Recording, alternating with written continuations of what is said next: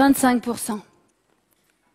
25%, c'est le pourcentage d'enfants qui sortent du CM2 chaque année avec des acquis fragiles et insuffisants en lecture, mathématiques, écriture. À ces 25% d'enfants s'ajoutent 15% d'enfants qui sortiront chaque année du CM2 en n'ayant pas les acquis de base en lecture, écriture et mathématiques. Ce qui nous fait un total de 40%. Chaque année, 40% d'enfants, soit environ 300 000 élèves, sortent du CM2 avec de graves lacunes. Et ce rapport précise que ces lacunes les empêcheront de poursuivre une scolarité normale au collège.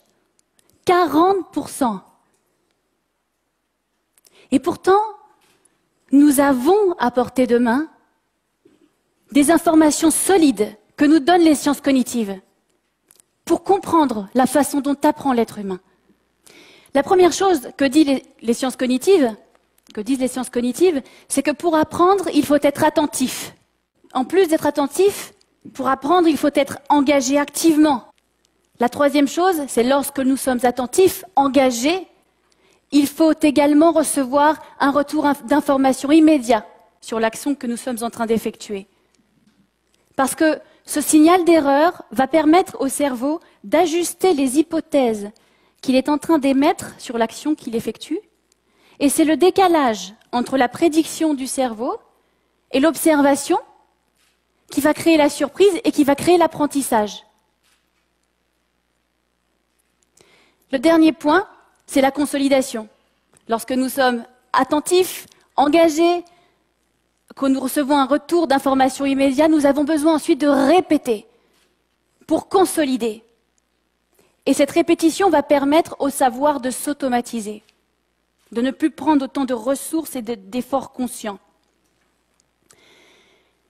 Alors il y a une chose qui ne fait plus débat aujourd'hui, c'est que nous savons, tout le monde le dit, toutes les études le disent, les inégalités sont déterminantes et arrivent entre 0 et 6 ans.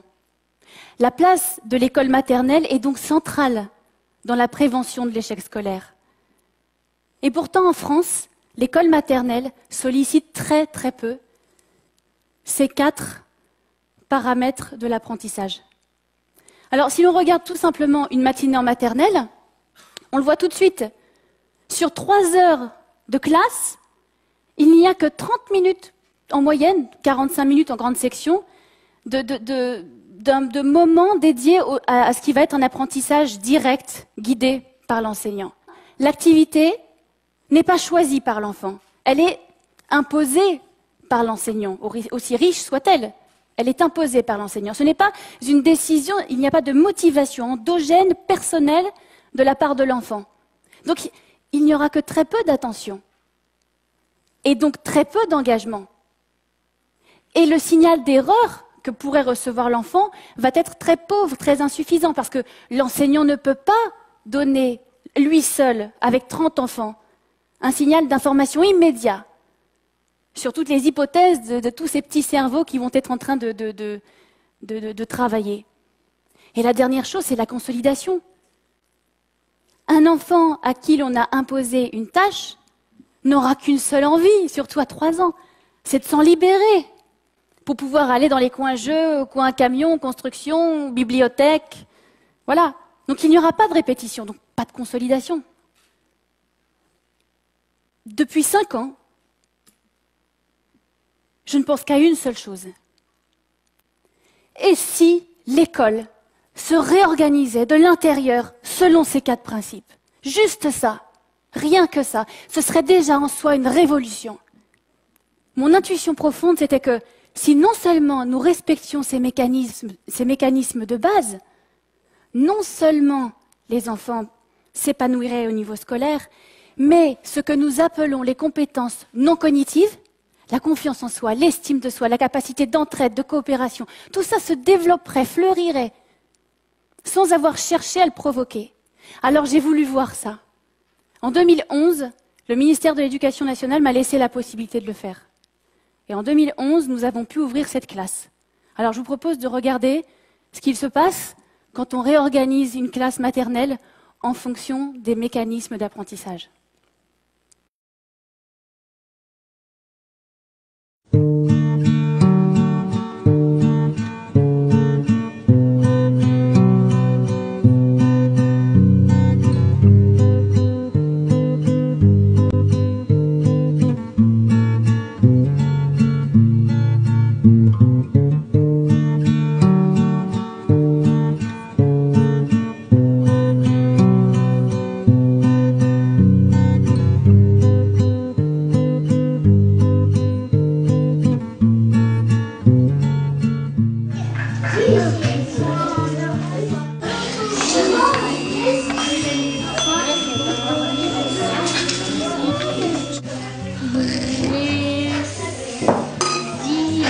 Brésil.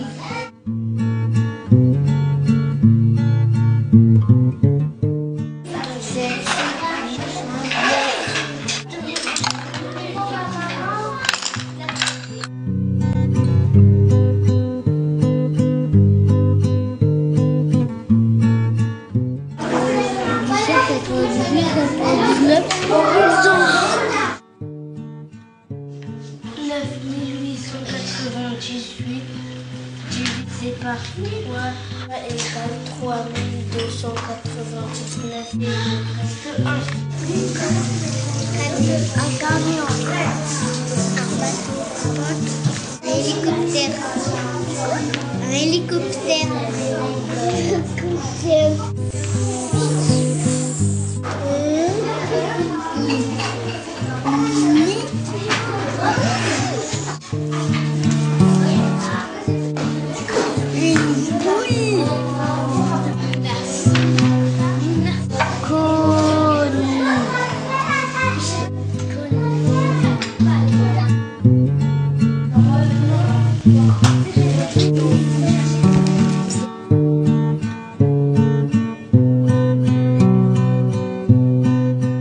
L'histoire que nous allons vous lire s'intitule Tous les bisous.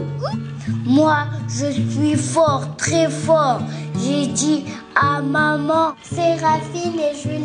C'est sa belle-mère qui la surnomma Cendrillon.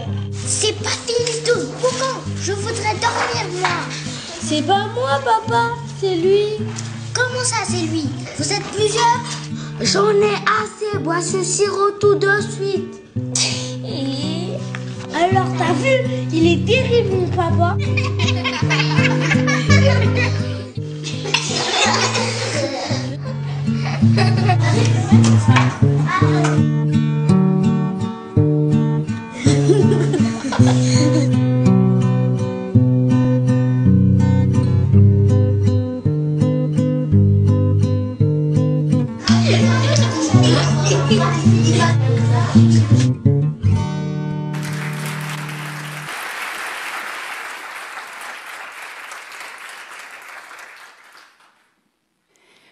Je ne l'ai pas dit, mais je le précise maintenant, cette classe est en zone d'éducation prioritaire et plan violence à Gennevilliers. Quand nous avons testé ces enfants en début d'année, en 2011, en septembre, nous les avons testés sur plusieurs dimensions et ils étaient évidemment sur beaucoup de dimensions très en dessous du niveau moyen. Quand nous les avons testés un an plus tard, donc en juin de l'année scolaire, ils avaient non seulement rattrapé la norme pour la grande majorité, mais ils l'avaient dépassée. Et pas de quelques mois, certains de plusieurs années. 100% des enfants de grande section sont entrés dans la lecture avec plaisir, enthousiasme, joie, facilité. 90% des enfants de moyenne section également, dans les mêmes circonstances. Et la chose la plus impressionnante que nous avons tous remarquée quand nous sommes rentrés dans la classe, c'est l'épanouissement des enfants. Ils sont devenus rayonnants, lumineux. Ils sont épanouis. Alors, comment? Quels sont les grands principes? La première chose, c'est que les enfants sont autonomes. Ils choisissent librement leur travail. Donc, ils sont motivés. Ils veulent ce qu'ils font. Et pendant ce temps-là, l'enseignant peut être avec d'autres enfants, les plus en difficulté, et répondre à leurs besoins spécifiques. Ensuite, chaque activité qui est proposée dans la classe réunit les algorithmes que nous avons cités auparavant. L'enfant est attiré par un matériel qui est attrayant, qui retient son attention. Ensuite, l'activité même de ce matériel est passionnante. Pour un enfant de 3 ans, boutonner et défaire des boutons, c'est passionnant. Donc les enfants sont attentifs, sont engagés, vous le voyez, extrêmement engagés, et reçoivent un retour d'information immédiat. Le matériel dénonce l'erreur. Ce n'est plus l'enseignant qui a besoin de le faire. Là, si l'enfant ne boutonne pas correctement son bouton, il va le voir. Le matériel lui montre. Et ensuite, parce que le matériel propose des conditions d'exactitude et de contrôle, cela fixe une difficulté intéressante pour l'enfant qui répète l'activité, qui essaie de se perfectionner. Et donc il développe une attention encore plus profonde qui va se généraliser aux autres domaines d'apprentissage. Donc c'est un cercle vertueux. Et surtout, la conséquence directe de cette sollicitation optimale des mécanismes cérébraux, c'est que les enfants sont calmes, apaisés, ils sont heureux. Je ne m'attendais vraiment pas à ce qu'ils soient si heureux de travailler. Un autre principe important sur lequel nous avons fondé cette classe, c'est que la recherche le dit, les enfants apprennent en touchant. Nous ne pouvons pas intégrer des choses que nous n'avons pas avant touchées, intégrer sensoriellement pour les intégrer intellectuellement. Donc tout le matériel proposé aux enfants est sensoriel. Et nous savons, la recherche le dit aussi, évidemment, que la place des interactions sociales est prépondérante dans l'apprentissage. C'est par l'interaction sociale que nous apprenons, parce qu'on interagit. Donc, nous avons mélangé les 3 niveaux d'âge dans la classe. Il y a petit, moyen, grand. Et ce qui se met en place, ce n'est plus un enseignement vertical où l'enseignant fait la leçon aux enfants. C'est que là, c'est un mode d'apprentissage d'enseignement horizontal. Le savoir se partage entre les enfants. Des petits, des plus grands aux plus petits, mais pas forcément.